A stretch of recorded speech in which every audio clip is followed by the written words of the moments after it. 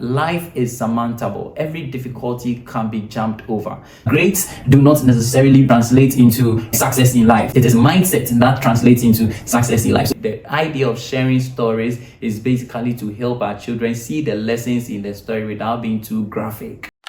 Hello, lovely people. This is Unfiltered Psyche. We are back here once again to share with you wonderful tips to help us all get better with our mental health. Today we are talking about how to trauma-proof your child. So whether you're married or you have children or you imagine having children in the future, this video may be useful for you. As part of Unfiltered Psyche, of course, we are learning today how to ensure that our children are safe in fast-changing, crazy world. Being a psychologist, I keep hearing about children being bullied in school, children being bullied on the internet, and children being exposed to all manner of things that could traumatize them, including being raised in a home that may be a bit chaotic and stuff like that.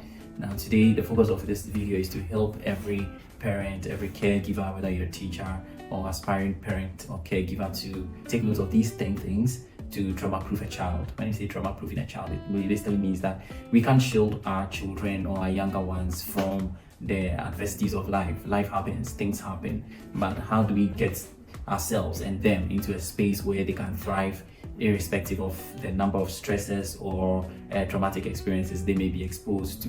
There's also the concept of vicarious trauma, which is that hearing about trauma or seeing something that is traumatic that did not directly happen to us. All these things could traumatize a person. So as part of this learning episode, we just want to expose you to these 10 things that can help you trauma-proof your child. The first one we are going to talk about is to foster a safe and nurturing environment. So working in pediatric trauma, I've heard so many things about children feeling that the environment is not safe. So one of them may be that the child is exposed to a space where they feel a bit threatened by an authority figure, or they feel a bit disturbed by somebody who exerts themselves over them, and that could be an unsafe environment. So the best thing to do in such a situation as a caregiver, as a parent, aspiring parent, is to help build a healthy boundary. So when you hear anything from your child, or if your child complains about something that may seem traumatic, that makes them restless, makes them afraid, makes them worried all the time, makes them sad and all of that, don't overlook it. Create a healthy environment. If you need to go into that space and let them know that you've noticed something and you want them to address it, whether it's in the child's school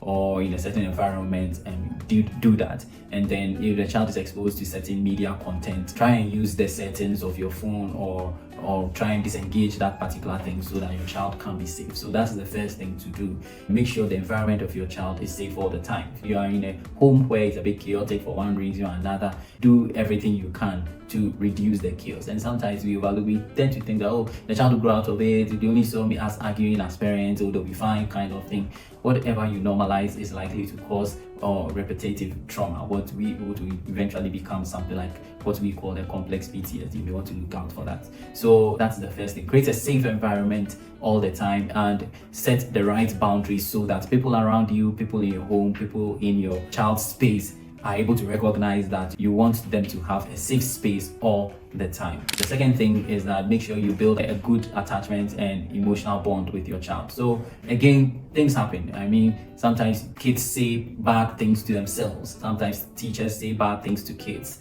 And sometimes friends, may loosely pass comments about your children or about someone you are caring for, as it were. And we barely pay attention because of sometimes the way it is said. One of the things I highly recommend is that you create a healthy emotional attachment. So an emotional attachment basically means that if your child is distressed by something, don't gloss over it. Okay, your child says, I don't like the way Auntie Yukia calls me fat. I don't like it at all. Don't say, oh, she's your auntie. Don't talk about her like that. She's just playing with you. When you do that, your child then begins to feel invalidated. Your child then begins to feel that you don't care about the things that matter to them. And that could be traumatic. So then the child begins to internalize the fact that you prefer someone else over them. And sometimes culturally we try to do that so our children don't speak up for themselves, or don't, for want of a better expression, embarrass us in the presence of others. But we need to find a way to allow them express themselves. So if your child feels humiliated by someone, threatened by someone, give them a hearing, listen to them, ask them what exactly about this person distresses you. How can I help you overcome this distress? Then you map out a strategy to help your child feel safe in that environment, and also help your child repose a lot of confidence in you and in the fact that you always be there to support them when they need you. Now, a lot of people think that when we are emotionally attached to children, maybe when we give them a hearing, when we are there for them, the children become weak and dependent. That's not true. When you give your child a hearing, if your child feels hurt by someone's statement and you give the child a hearing and you map out a strategy, you rather give the child options to function. You give the child an opportunity to vent and process that emotion, and you give the child strategies to overcome it when it happens again. And then you also put in the mind of the child, the nervous system of the child comes to recognize that when I'm in a situation that is discomforting, somebody is there to be there for me. So that's the second thing. Build a strong emotional attachment with your child and make sure that you are giving them all the strategies they can use to overcome some of the traumatic experiences or distressing experiences they may want to talk to you about. The third one is to teach your children how to regulate their emotions. So sometimes you find that our children are sometimes very emotional, they'll throw tantrums, they will get upset, they'll cry a lot and stuff like that. Sometimes we just want them to grow out of it. So when they are behaving like that, we ignore them, we shut the door and tell them, when you finish crying, then you come. And we give them time out, go and sit outside and all of that. All these things create a feeling of emotional neglect, and that can be very traumatic for a child. So we need to teach our children how to regulate emotionally. If your child is a bit emotional, they will talk about everything because we have said that you should allow them express how they feel, and you feel overwhelmed by their constant complaints. There's a way to go about it. So one of the best things to do in dealing with our children is that we ensure that they are calm. When they are throwing tantrums, they are angry and all of that, sit still and be calm. Unless they are breaking things, then you withhold them.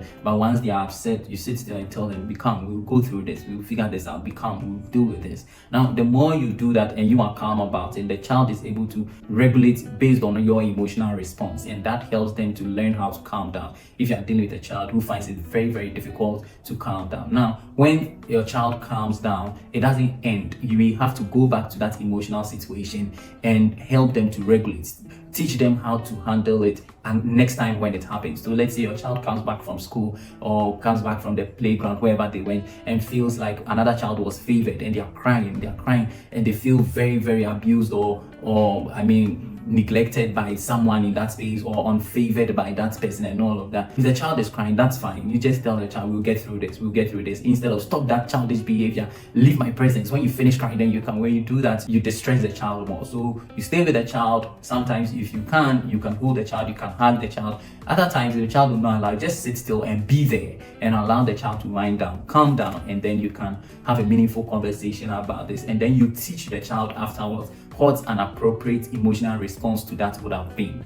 And then you let a child know that if they're able to do that next time, possibly there will be a reward. Next time, maybe they're going to get something for that positive emotional response. So that is one way of trauma-proofing our child. Don't neglect them when they are feeling emotionally low or when they are all out there feeling uncomfortable. Be there, make sure you are regulated, and then you can help them regulate. So number 4, let's teach our children how to be resilient. Let's encourage problem solving. So the idea of spilling advice to children when something happens, you just say, oh, don't do this, don't do that, do this, do that. It's not healthy. We need to challenge our children to think. So one of the questions you could ask your child if they report something to you is, okay, this happened, what do you think would have been the best way to go about it? Okay, how did we go about it? Maybe as a family, as your teacher, what could the teacher have done differently? That is challenging the child to problem solve, and that helps them to be independent. Now, independence is a valuable trait that a child can have. It helps them to recognize that life is surmountable. Every difficulty can be jumped over.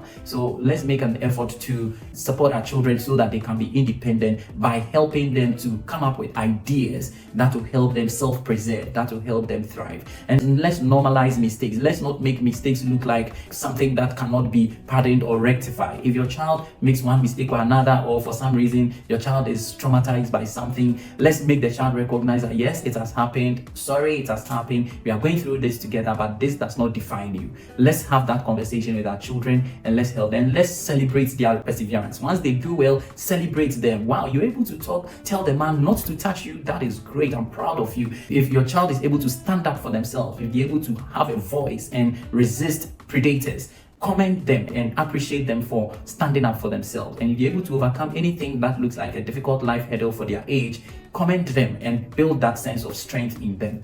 The next one is that teach your child to reach out for social support. So some parents are also fond of doing parenting all by themselves. Their children don't have any form of support apart from themselves. So even when the child comes and tells us, oh, I was feeling this when I spoke to this person, they are going to say, why do you talk to that person? I'm your mom. You should always talk to me first, and all of that. That weakens the child's social support. That makes the child feel that without you they cannot thrive, and that is not true, because life happens again and we always will need people at a specific point in time. So we as parents or as caregivers who are raising children need to just be sure that whoever your child is venting to or whoever your child is expressing themselves to is a safe person. Apart from that, allow your child to explore other people. Sometimes the approach of an aunt may be better than the approach of a parent. Sometimes the approach of a teacher may be better than the approach of that confidant or that person you think your child to respond to or speak to. So we need to allow our children to seek people who are safe and express themselves to them. That makes them feel that they have a strong support system that will support them whenever they feel uncomfortable. Then the next one, number 6, is to promote physical health and well-being. So sometimes we wonder how physical health impacts mental health. The fact is that if your child is exercising, if your child is not always sitting in front of the TV or the screens, if the child goes for walks, if the child does some form of athletic or hobbies, it builds their self-esteem. So a child may not particularly be first in class, but a child may be wonderful in terms of maybe playing a musical instrument or some form of athletic or can sing or something like that. Once we allow our children to engage in these kinds of, it helps their physical health. They become more physically strong, and then eventually it also helps their mental health. So let's allow our children to explore. Let's allow them to engage in hobbies that build their physical health. And also, hobbies give a sense of power and control. Okay, so if your child loves certain games or loves certain activities, encourage them along those lines once it is safe, because it's going to give them a sense of power and control over themselves, and then they can overcome the stresses of this life. And then the number 7 is to discuss and model resilience. So sometimes as parents or as caregivers, we need to model resilience. We need to be strong. Some people say, oh, I break down in the presence of my children, I'll shout, and sometimes I just can't help it. We need to work on that. If you're a parent and you break down in the presence of your children all the time, you can't help it. You shout whenever you feel like it. You lock yourself in the room. You exert yourself over people because they are distressing you. That is exactly how your children will come out. They won't be strong to face the traumatic stress of this life. So make every effort to model resilience. If you're going through something, learn how to self-regulate, learn how to seek help, learn how to engage yourself in a way that makes you come across as a resilient person who can overcome that. Then our children are able to model that behavior. So we also need to learn to share positive stories with our children on how we overcame one situation, not when the child is going through a difficult time. And this must be shared when everything is okay. So maybe you are doing a walk with your children or a drive with your children, and you're just home cooking a meal, something like that. Then you share stories of resilience, stories of strength, and don't make it look like you're a superhuman being. No, let them know that you went through the difficulties but you overcame. Then they would recognize that when difficult times come, we can still overcome in spite of how distressing those moments may be. And mind you, I also find that a lot of parents typically will share so much with their children. They'll share vivid stories, and that is not healthy. The essence of sharing stories is only to bring our children to a place of learning. It is not to give them vivid pictures just so that we can express ourselves and be vulnerable with our children. That's not healthy. So let's try and be mindful of how we share the stories and the amount of depth we share. The idea of sharing stories is basically to help our children see the lessons in the story without being too graphic about it. Number 8 is to create opportunities for mastery and success. So let's encourage our children to build habits and interests that give them a sense of power and mastery over themselves. So sometimes your child may want to learn one thing or another. Oh, I want to mop the hall, I want to help with the cooking, I want to grind the pepper for you. Allow them to do that, because it builds a sense of autonomy, and then also it gives them a sense of power over the environment, and that gives them that self-worth they need to go through life. So create opportunities for mastery. If they want to wash the car with you, allow them to wash the car with you. If they want to try driving, try driving with them. Of course, you put in the precautions, but you try it with them. If they want to try how to do, things that we typically think are adults things, let's allow them. If your child is even 3 years and he wants to try how to sort clothes out before you do laundry, allow them. Don't say, go and sit down, I'm busy. No, allow them try and master skills, and then they build confidence in doing that. Number 9 is to teach them about boundaries and consent. This is crucial. Now, I've heard in my consulting so many times where children come in and they say, don't tell mommy this, or don't tell daddy this. Are you going to keep this secret? And sometimes the things the children do not want to tell parents, I wonder, because I asked them, why don't you want to tell mommy or daddy this? And their response is that, no, he can't take it. He's going to blame me for it. He's going to say I didn't do the right thing, or she's going to cry the whole time and feel bad. So you see, children recognize our emotional responses to things, and that determines what they tell us. Okay, so we need to be mindful of teaching them how to set right boundaries by, again, being an example in that area. So teach them about boundaries and allow them. The more they share stories with you, the more you guide them, the more you get an opportunity to teach them how to set boundaries. So a child comes back from school again, or goes out from with a friend, or even at home, and child says, mommy, uncle, this touched me this way, or auntie, this did this to me. You don't say that. Don't say I've heard this over and over again. Don't say that it's an abomination. We don't do that in this house. Don't ever say it to anybody. When you do that, you cripple the child. So tell a child, okay, did he touch you today? Oh no, he didn't touch, but I didn't like the way he went about it. Then you teach the child how to set boundaries. So next time when you're home and uncle so and so or auntie so and so comes home, walk out. Don't stay within the inner perimeters of the home with this person, okay? And then let me know, So you teach the child how to set boundaries and how to live within a threatening space. And this must be done explicitly, and it must be modeled. So when you teach your child how to set boundaries, you go ahead to ask the child situationally, if this happens, how are you going to handle it? So you model it, you role play it, so your child can have the confidence to withstand whoever may be a threat to them, or whatever environment may be a threat to them. And then the 10th one is that teach optimism and gratitude. This is crucial. Most of us, or most children, are unable to handle themselves because sometimes it feels like life is coming down on them, like there's no hope, everything is going to go bad, as it were. And sometimes children eavesdrop on parents' conversations, and sometimes the conversations make them feel overwhelmed. Now teach them how to be optimistic about life. When the results, or when the child's exams doesn't go well, you commend the child for the effort. We commend the child for the effort and encourage the child to do well. And most parents will be like, why did you get this grade? You should have done better. Grades do not necessarily translate into success in life. It is mindset that translates into success in life. So let's make every effort to teach our children how to value the efforts they put into things, how to appreciate themselves for the effort they put into things, their relationships, their academic work, their social life, and all of that. Once we teach them how to be grateful and optimistic about these things, they are likely to overcome the stresses of life. I hope this video helps every parent who may be watching, or every aspiring parent or caregiver. If you're a teacher, we charge you to support our children, be there for them, and report to their parents what their parents should know. If a caregiver of a sort, give it your best, because these young ones are our future, and I pray that this video goes a long way to help you. Thank you. This is Unfiltered Psyche once again, and we'll catch you in our next episode.